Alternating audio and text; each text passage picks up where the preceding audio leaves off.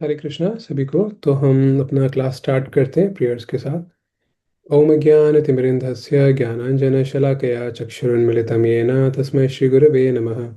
नमो विष्णुपदाय कृष्णपृष्ठाय भूतले श्रीमते भक्तिवेदान्ता स्वामिन् इति नामिने। नमस्ते सरस्वते देवे गौरवाणी प्रचारिणे निर्विशेषा शून्यवादी पाश्चात्यदेशतारिणे। जय श्री कृष्ण चैतन्य प्रभु नित्यानंद श्री अद्वैत गदाधर श्रीवास आदि गौर भक्तवृंदा। हरे कृष्णा कृष्ण कृष्ण हरे हरे, हरे राम राम राम हरे हरे।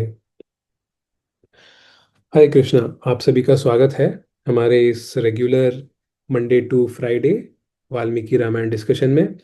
और हम फिलहाल वाल्मीकि रामायण का किष्किंधा कांड कर रहे हैं और किष्किंधा कांड में भी सर्ग नंबर 27 कर रहे हैं। और हमने देखा था कि किस प्रकार से कि सुग्रीव जो हैं वो अपना अब आराम से एंजॉय कर रहे हैं भगवान की परमिशन के बाद। और अभी आप इस वाली चीज़ को थोड़ा सा इस वाले चैप्टर में भी देखेंगे कि किस प्रकार से सुग्रीव इतना तेज वहां पे पार्टी कर रहे हैं कि ये बाहर जो गुफा में बैठे हुए भगवान श्री राम और लक्ष्मण है उनको भी आवाज आ रही है। कई बार ऐसा होता है ना कि कहीं किसी मैरिज हॉल में या कहीं पे गाने बज रहे हैं, रात को डीजे बज रहे हैं, ये सब हो रहा है और हम बहुत दूर है हमारा घर लेकिन फिर भी हमको आवाज आ रही है ना। तो भगवान राम को भी ये वाली आवाज आएगी जो वहां पे एंजॉय कर रहे हैं। फिर वो लक्ष्मण जी को बोलेंगे देखो आवाज आ रही है ना, वो वहां पे पक्का एंजॉय कर रहे हैं। तो ये सारी चीजें तो ये दोनों अभी बैठे हुए हैं वहाँ पे राम और लक्ष्मण, और वो थोड़ा डिस्क्राइब कर रहे हैं अभी यहाँ पे भगवान श्री राम कि आसपास की प्रकृति कितनी सुंदर लग रही है, पेड़ वृक्ष कितने सुंदर लग रहे हैं, पुष्करणी यानी कि नदी, तालाब लेक कितनी अच्छी लग रही है। तो इन इन चीज़ों को डिस्क्राइब कर रहे हैं। और अभी यहाँ पे आप थोड़ा सा देखेंगे कि किस प्रकार से उसको डिस्क्राइब करते करते भगवान राम ये भी बता रहे हैं कि जगह कितना सुंदर है लेकिन वो सीता जी को भी मिस कर रहे हैं। तो ये सब हम आज पढ़ेंगे। तो हमने 23वां श्लोक कर लिया था, आज 24th श्लोक से हम करेंगे। स्क्रीन को शेयर करता हूँ मैं।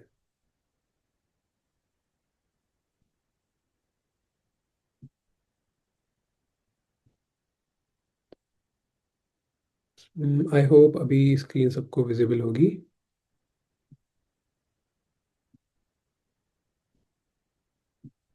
हम्म।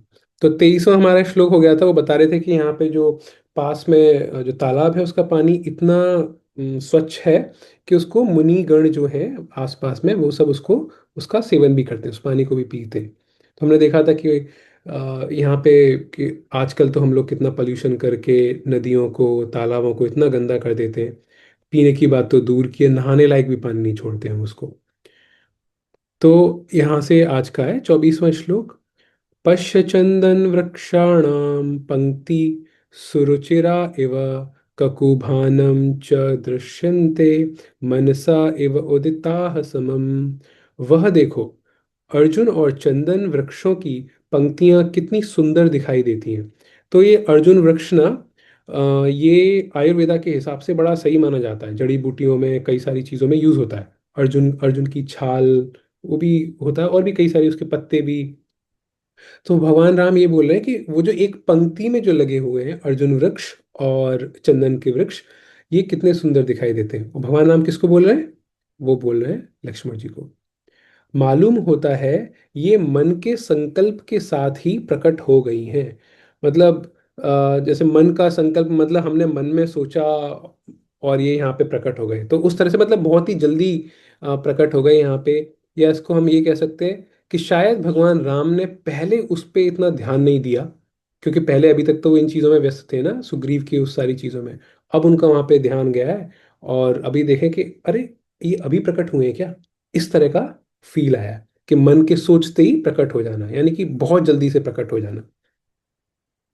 अहो सुरमणीयो अयं देशः शत्रुनिषूदन दृढ़ं रम्स्याव सौमित्रे साधु अत्र निवसावहे।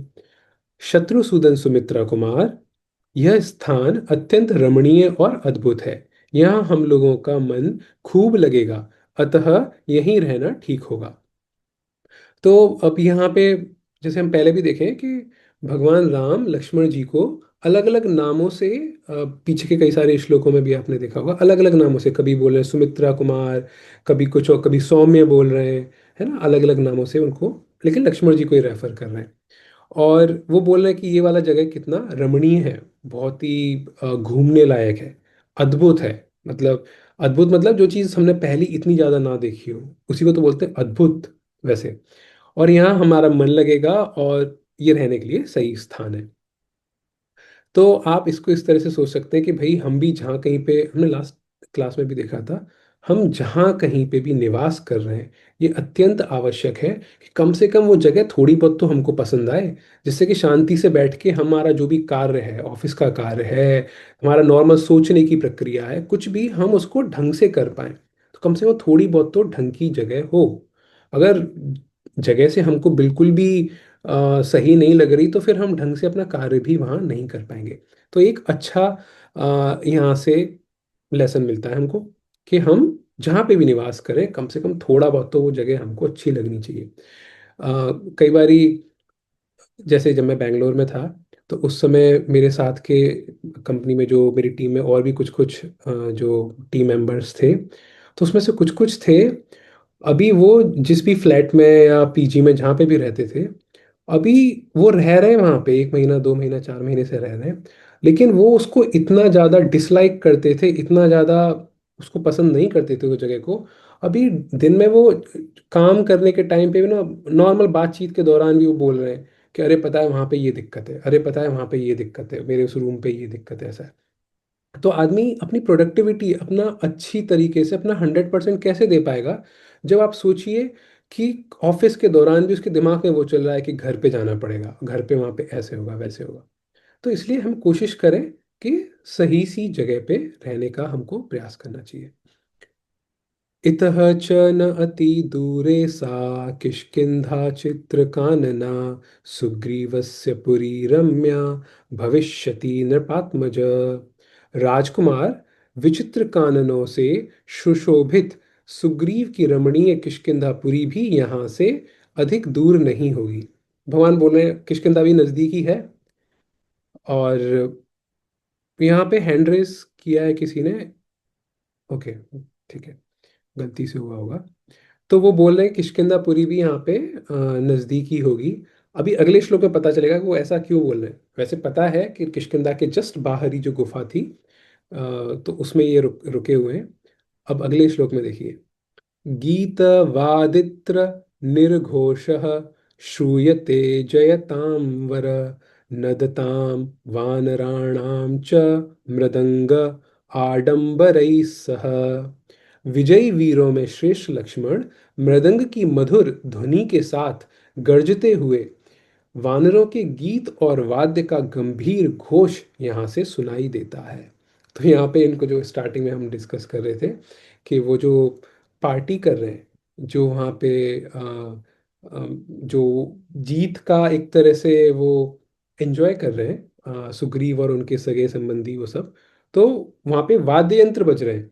देखिए मृदंग, मृदंग आप जब कभी यहाँ हमारे सेंटर पे आते हैं या कभी कहीं पे मंदिर में कहीं पे जाते हैं, तो मृदंग जो होती है ना, ढोलक की तरह होती है। तो वो मृदंग बज रही है, उसकी मधुर ध्वनि आ रही है, और उनके अलग अलग वाद्य यंत्रों की आवाज आ रही है। तो भगवान राम लक्ष्मण जी को बता रहे हैं, आप देख रहे हैं एक एक चीज को नोटिस कर रहे हैं भगवान राम यहाँ पे।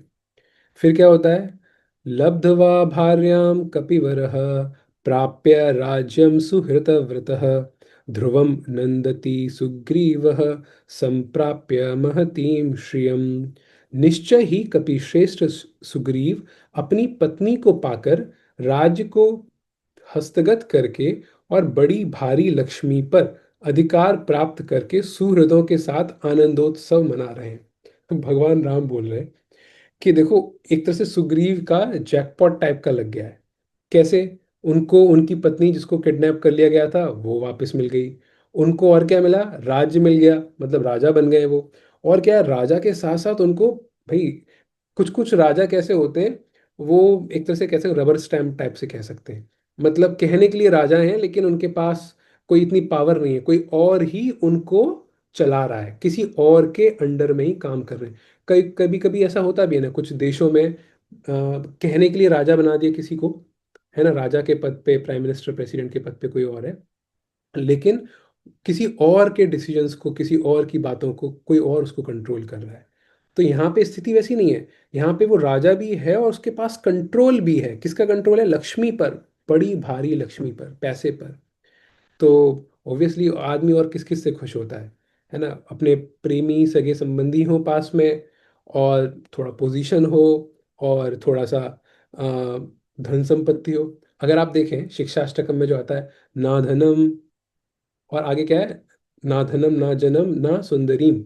अगर आप यहाँ पे देखिए, अ, ना धनम, तो शिक्षाष्टकम जो है वो चैतन्य महाप्रभु ने लिखा है, और वो बताते हैं कि हमको ज़्यादा धन की, और जन जन मतलब होता है फॉलोअर्स, पॉपुलैरिटी, धन की, जनता की, और ना धनम ना जनम ना सुंदरीम। सुंदरी मतलब जो हमारा ऑपोजिट, कई बार हम कोशिश करते हैं कि हमारे जो ऑपोजिट जेंडर है, जैसे स्त्री है वो पुरुष, और ये पुरुष है वो स्त्री का, वो कोशिश कर सकते हैं कि वो हमको चाहे, है ना, ऑपोजिट जेंडर। तो यहाँ पे अगर आप देखेंगे, इनको पत्नी मिल गई तो एक तरह से सुंदरी मिल गई। ना धनम ना जनम, अब इनको राज मिल गया है, तो राज मिल गया तो बाकी के लोग सेवक हैं, तो हम इसको कह सकते हैं कि ये जनता वाला पार्ट हो गया। ना धनम ना जनम, जनता, फॉलोअर्स। और क्या हो गया? बड़ी भारी लक्ष्मी, लक्ष्मी मतलब पैसा, धनम। ठीक है। तो ये चैतन्य महाप्रभु ने ये जो श्लोक बोला है, ना धनम ना जनम ना सुंदरी, तो अब उन्होंने ऐसा इसलिए बोला है कि जब कभी ये तीन चीजें होती हैं, तो ज्यादा चांस होता है कि हम भक्ति के मार्ग से शायद भटक जाएं। अगर हम प्रॉपर ढंग से गाइडेंस में नहीं रहे, ढंग से नहीं रहे, तो हम भटक सकते हैं अपने सही मार्ग से, भक्ति से, अपने गोल से। ठीक है। तो इसलिए चैतन्य महाप्रभु ने कहा है कि इन तीन चीजों से बच के रहना चाहिए। अभी यहाँ पे सुग्रीव को ये तीनों की तीन चीजें मिल गई हैं। भगवान राम इस चीज को एक्नोलेज कर रहे हैं, भगवान राम इस चीज को बोल रहे हैं। तो यानी कि अब थोड़ा चांस है कि सुग्रीव भी इस रास्ते से भटक जाएं, हो सकता है भटक सकते हैं। और आप आगे के चैप्टर्स में देखेंगे कि एक्चुअली में सुग्रीव थोड़ा सा भटक जाते हैं, और उस समय मतलब बहुत ही क्रिटिकल सिचुएशन हो जाती है। तो वो हम अभी, मैं सस्पेंस को बता रहा नहीं हूँ, लेकिन वो चीज़ वहाँ पे होती है। ठीक है। तो इस वाले श्लोक से हम क्या सीख सकते हैं? इस वाले श्लोक का सबसे पहले हमने चैतन्य चरितामृत से, चैतन्य महाप्रभु के उससे देखा, जो शिक्षाष्टकम है, ना धनम ना जनम ना सुंदरीम कविताम वा।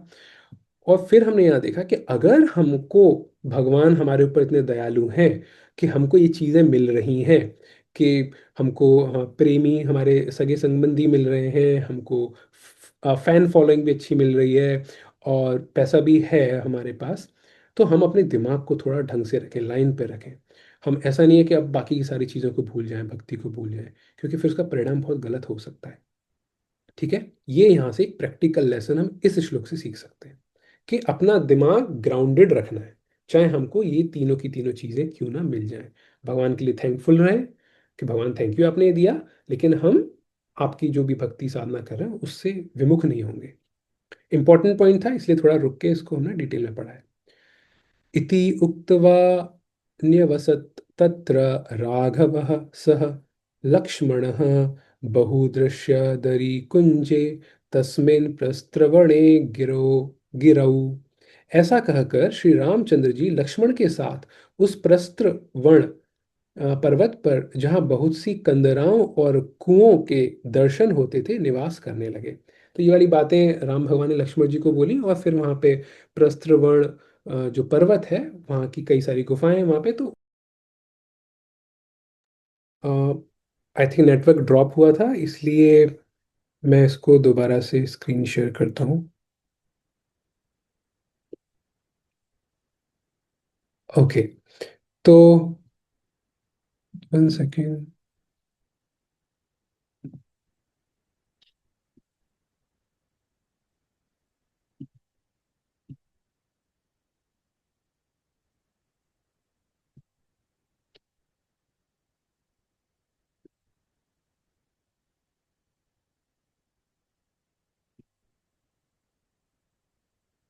ओके, अभी विजिबल होगा आप सभी को। तो अभी वहाँ पे तो बहुत सारी वहाँ पे गुफाएं हैं और बहुत सारे कुएं हैं, वो सब वहाँ पे दिख रहे हैं, राम भगवान ने बताया लक्ष्मण जी को। और अभी वो वहाँ पे मतलब वहाँ पे रहना स्टार्ट किया उन्होंने। सुसुखे ही बहुद्रव्ये तस्मिन् ही धरणी धरे वसतः तस्य रामस्य रतिः अल्पा अपि न अभवत।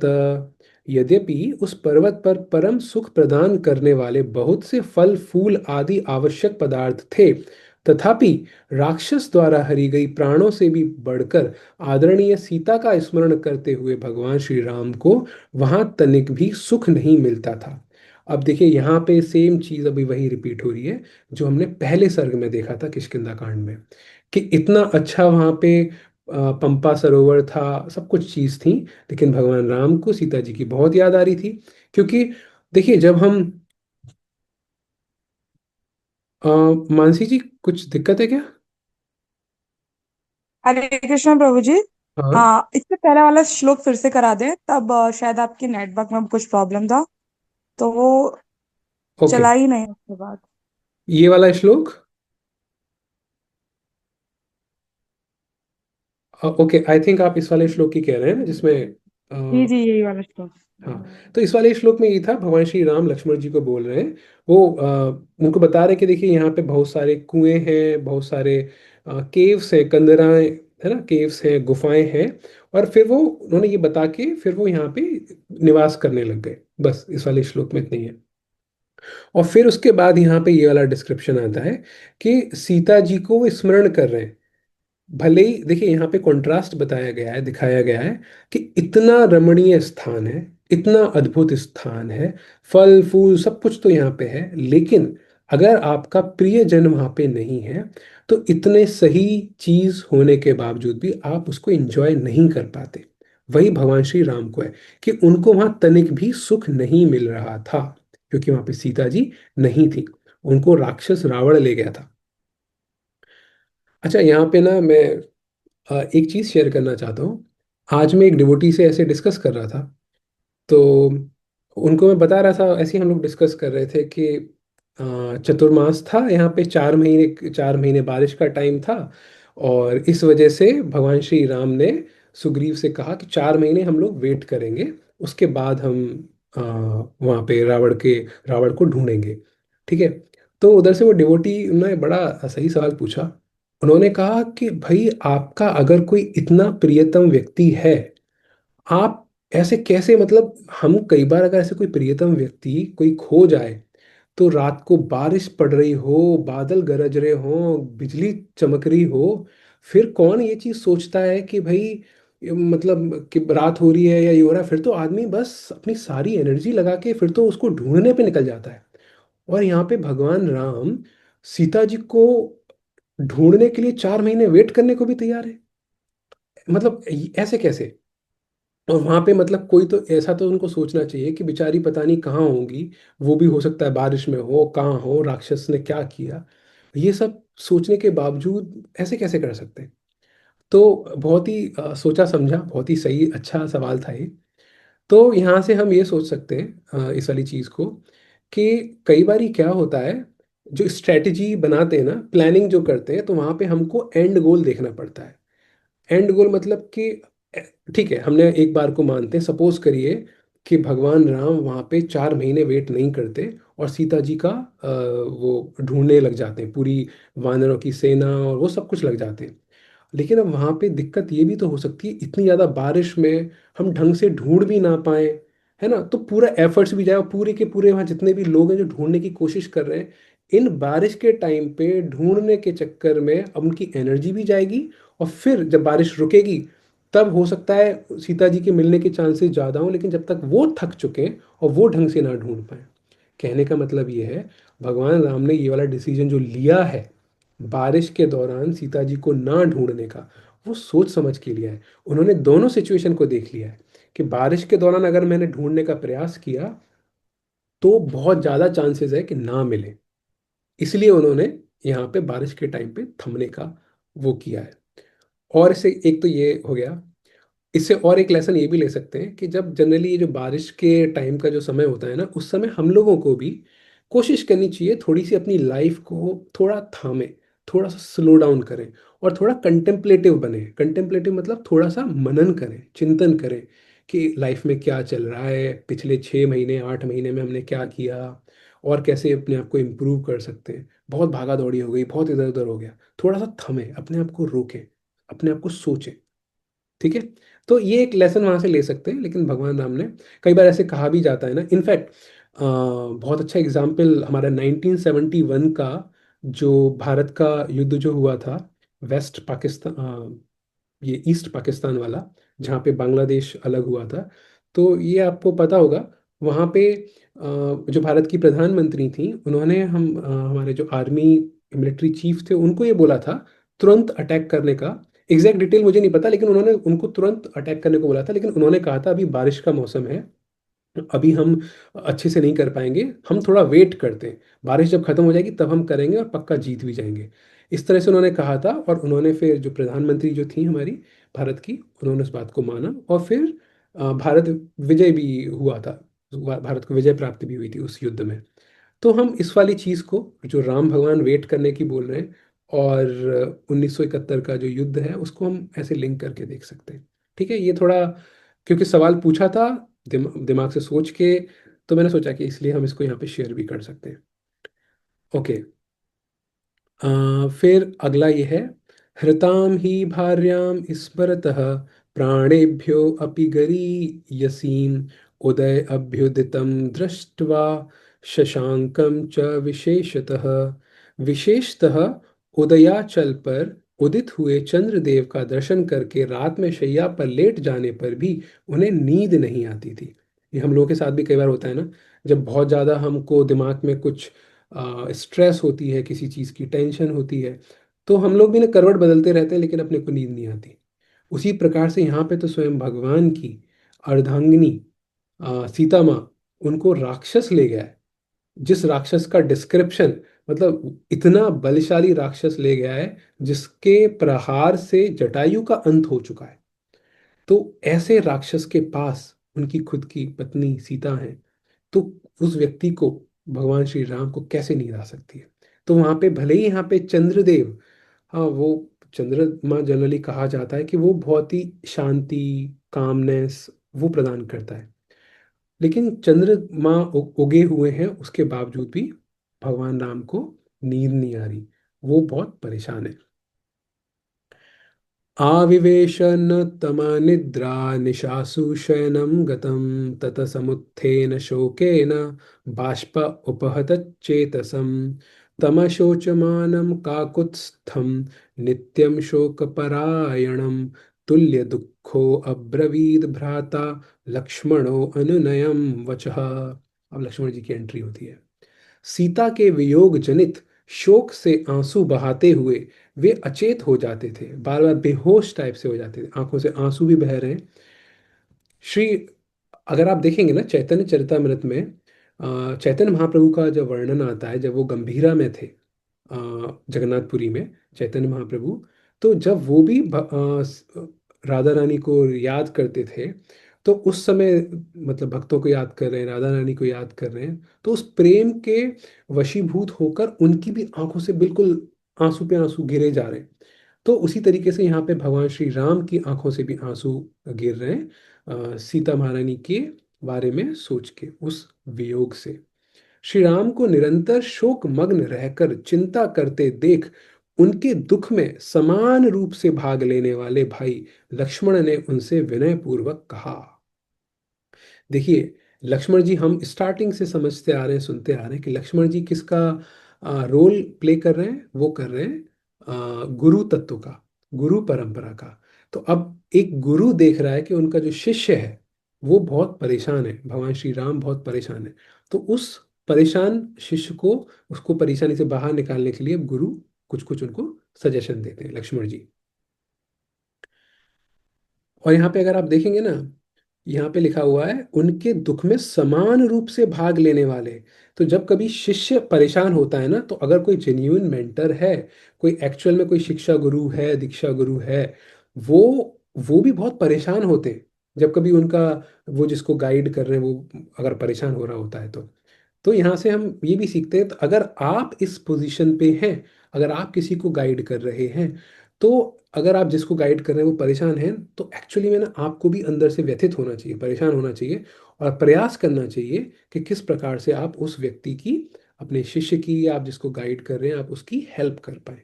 ठीक है, ये एक लर्निंग है, यहाँ से, अलम वीर व्यथाम गत्वा न त्वं शोचितुम अर्हसि, शोचतो ही अवसीदन्ति सर्व अर्था विदितम हिते। वीर, इस प्रकार व्यथित होने से कोई लाभ नहीं है। लक्ष्मण जी समझा रहे हैं भगवान श्री राम को। अतः आपको शोक नहीं करना चाहिए, क्योंकि शोक करने वाले पुरुष के सभी मनोरथ, मनोकामनाएं नष्ट हो जाते हैं। यह बात आपसे छिपी नहीं है। लक्ष्मण जी बोल रहे हैं, आ, हरे कृष्णा, देखिए आज नेटवर्क का बहुत ज़्यादा दिक्कत है, तो कुछ नहीं कर सकते अभी। तो एनीवे अभी क्लास ऑलमोस्ट ख़त्म होने वाली है। तो मैं ये बोल रहा था कि ये बात लक्ष्मण जी बोलते हैं कि आप अगर शोक करेंगे तो शोक करने से किसी भी मनुष्य के जो मनोरथ हैं, जो कामनाएं हैं, जो इच्छाएं, वो पूरी नहीं हो पाती, वो नष्ट हो जाती हैं। होता क्या है कि अगर हम शोक करते हैं तो उससे हमारी जो एनर्जी है, हम, आप ये सोचिए कि बिना शोक किए हम हो सकता है अपनी फुल एनर्जी दे सकते हैं किसी कार्य को करने के लिए, लेकिन दिमाग में स्ट्रेस है, बहुत दुखी है। दुखी मन से अगर हम कुछ कार्य कर रहे हैं तो एक काम करेंगे, दो काम बिगाड़ेंगे, इस तरह से आप खुद ही सोचिए ना। कई बार अगर आपने कई बार दुखी मन से अगर आपने चाय वाय कुछ बनाई है, तो कई बार ऐसा ऐसा होता है ना कि चाय में कुछ पत्ती ज़्यादा पड़ गई, चीनी कम पड़ गई, या कुछ तो कुछ उल्टा हो गया। उसी प्रकार से हम अपनी इच्छा, इच्छा है चाय बनाने की, या इच्छा है दूध गर्म करने की, इच्छा है कुछ पकवान बनाने की, कुछ रसगुल्ला बनाने की, है ना, लेकिन हम, दिमाग हमारा परेशान है किसी चीज़ की वजह से, और इस वजह से हमने उसका जो कार्य करना था वो ढंग से, हमारी इच्छा पूरी नहीं हो पाई, ढंग से रसगुल्ला नहीं बन पाया। उसी चीज़ को भगवान श्री राम को लक्ष्मण जी बता रहे हैं। अगर आपको याद होगा चैप्टर नंबर 1 में भी लगभग लगभग सेम चीज वो बताते हैं। वो बताते हैं उत्साह खत्म हो जाता है अगर हम ज्यादा स्ट्रेस लेते हैं, ज्यादा चिंता करते हैं। और ये भी बोल रहे हैं यह बात आपसे छिपी नहीं है। इसका मतलब ये है, लक्ष्मण जी कह रहे हैं कि देखिए भगवान राम, आपको भी पता है ये चीज, है ना, लेकिन फिर भी आप परेशान हो रहे हैं। तो यहाँ से एक चीज ये समझ में आती है, कई बार क्या है, हमको कोई सी चीज पता होती है, ठीक है, पूरा ज्ञान है, नॉलेज है, सब कुछ है, लेकिन फिर भी कई बार हमको एक एक्सटर्नल सोर्स, बाहर का कोई एक व्यक्ति चाहिए होता है उस चीज को याद दिलाने के लिए। हमको भी पता है, यहाँ पे राम भगवान को भी पता है कि हमारी मनोकामना, हमारे मनोरथ पूरे नहीं हो पाते अगर हम ज्यादा परेशान होते हैं, शोक करते हैं, लेकिन अभी उनको बाहर से कोई एक व्यक्ति चाहिए उस चीज को याद दिलाने के लिए, जो कि यहाँ पे कार्य कर रहे हैं लक्ष्मण जी। अगर आप देखेंगे हनुमान जी के पास भी शक्तियां पहले से थी, लेकिन जामवान उनको याद दिलाते हैं, बाहर से याद दिलाते हैं कि आपके पास, आपको ये चीज़ पता है, आपके पास शक्तियां हैं। उसी प्रकार से कई बार ऐसे भी हमारे साथ भी ऐसी स्थिति आ सकती है कि हो सकता है हमारे किसी फ्रेंड ने हमको कोई गाइडेंस दी हो, किसी ने हमको गाइड किया हो, लेकिन अभी किसी मुसीबत के दौरान हो सकता है उसको दिमाग में वो चीज़ नहीं आ रही, तो हम उसको प्रेम से, प्यार से उस चीज़ को, वही चीज़ बता सकते हैं। लेकिन पता है आजकल कई बार क्या होता है, कई बार ना लोग इसको नेगेटिव कर देते हैं, वो सामने वाले का टांग खींचने के लिए यूज कर देते हैं। मैं एग्जांपल देता हूँ आपको। सपोज करिए किसी एक व्यक्ति ने कुछ एक बात बताई कि पता है जब कभी प्रॉब्लम हो तो हमको ऐसा करना चाहिए, वैसा करना चाहिए, उसने बताया कहीं से, तो किसी शास्त्र से बता दिया। अभी क्या है, ये सेम व्यक्ति अब किसी मुसीबत में है, जिसने ये बात बताई थी अपने फ्रेंड को, ये व्यक्ति ही मुसीबत में है अभी। अब ये मुसीबत में है, अभी अपने फ्रेंड से डिस्कस कर रहा है और उनको बोल रहा है कि अरे मैं इस प्रॉब्लम में हूँ, उस प्रॉब्लम में हूँ। तो एक्चुअल में क्या करना चाहिए, जो लक्ष्मण जी ने किया यहाँ पे, उस वाले फ्रेंड को भी ये करना चाहिए कि अरे तुमको पता है ना, तुमने एक बार ये वाली चीज बताई थी, तो उसी चीज को आप भी अपना लो, है ना, आपको सॉल्यूशन पता है तो उसी चीज को अपना लो। लेकिन कई बार ये व्यक्ति होता है, वो क्या कहता है, वैसे तो आप बड़े डायलॉग मार रहे थे, वैसे तो आप बहुत ज्ञान झाड़ रहे थे, हाँ अब अपने ऊपर बात आई तो अब सब भूल गए, ये तो बस कहने वाली बातें होती हैं, बस किसी और को सिखा दिया, खुद के ऊपर तो अप्लाई करते ही नहीं हो, बस मुंह से बोल देते हो। तो लोग कई बार ना इस तरह से करते हैं, हमारे अपने सगे संबंधी भी कई बार इस तरह से हमको टॉन्ट मार सकते हैं, क्रिटिसाइज कर सकते हैं। तो अगर हम ऐसा करते हैं अपने किसी नियर एंड डियर वन के साथ, अपने किसी सगे संबंधी के साथ, तो ये बहुत गलत तरीका है। सामने वाला बहुत हर्ट हो सकता है अगली बार से सामने वाला आपके साथ बात शेयर ही ना करे। और बात शेयर ना करना मतलब समझ रहे हैं, हो सकता है आपका ही उसमें लॉस हो। तो ऐसा हमको नहीं करना चाहिए, क्यों हम किसी को ऐसे हर्ट करें। अगर उसको बोल सकते हैं प्रेम से, जैसे यहाँ पे लक्ष्मण जी प्रेम से बोल रहे हैं, तो ये एक इंपॉर्टेंट लेसन है, हम इस वाले श्लोक से सीख सकते हैं। ठीक है, आज का हम क्लास यहीं तक रखते हैं, श्लोक नंबर 34 तक। एक छोटा सा अनाउंसमेंट है, आपने देखा होगा हमने ग्रुप में जो नवरात्रि 9 डे चैलेंज जो हुआ था वाल्मीकि रामायण वाला, तो उसके थोड़े से लेट हो गए, लेकिन उसके जो सर्टिफिकेट्स हैं हमने आज डाल दिए। पूरे 90 पार्टिसिपेंट्स थे, उनका डाल दिए। 3 कैटेगरी में थे सर्टिफिकेट्स, कंप्लीशन वाला, पार्टिसिपेशन वाला और एक्सप्लोरेशन वाला। जिसका 100% पूरा है उसको कंप्लीशन वाला दिया, और उस वाले सर्टिफिकेट में उन पार्टिसिपेंट्स का फोटो भी है और उनका डिटेल्स भी है, किसने क्या क्या किया। और हम ये कंप्लीशन सर्टिफिकेट वालों को हार्ड कॉपी प्रॉपर अच्छे से पेपर से निकलवा के लेमिनेट करवा के, और जो आपका स्कोर कार्ड है, जो मार्कशीट है कि कौन सी क्लास आपने कौन सा ऑडियो भेजा था, कितने मिनट का भेजा था, वो सारा डिटेल स्कोर कार्ड के साथ आपको कुरियर कर देंगे। तो हमारी टीम में से कोई आपको मैसेज करके आपसे आपका जो पोस्टल एड्रेस है जहाँ पे कुरियर हमको करना है आपका ये सर्टिफिकेट लेमिनेट करवा के, तो वो आप प्लीज़ दे दीजिएगा। अगर वैसे हम लोगों ने सबसे फ़ोटो ले लिए थे, उन्हीं फ़ोटो को लगाया है सर्टिफिकेट में। अगर फिर भी किसी को लग रहा है कि भाई मुझे ना कोई दूसरा फ़ोटो लगवाना है अपने सर्टिफिकेट में, तो आप प्लीज़ मुझे भेज सकते हैं, मैं उसको चेंज कर दूंगा। एक बार प्रिंट आउट लेने लेमिनेट करने के बाद फिर वो नहीं हो पाएगा। ठीक है, ये छोटा सा अनाउंसमेंट था। ओके, तो आज की इस क्लास से रिलेटेड अगर कोई कोई पॉइंट शेयर करना चाहता है, आप हैंड रेज कर सकते हैं, तो हम उसको फिर अनम्यूट कर देंगे। ओके, आई गेस सबको चीज़ें क्लियर हैं, किसी को कोई डाउट नहीं है। कोई दिक्कत नहीं, हम लोग कल मिलते हैं। ग्रंथराज श्रीमद् भागवतम की जय। वाल्मीकि रामायण की जय।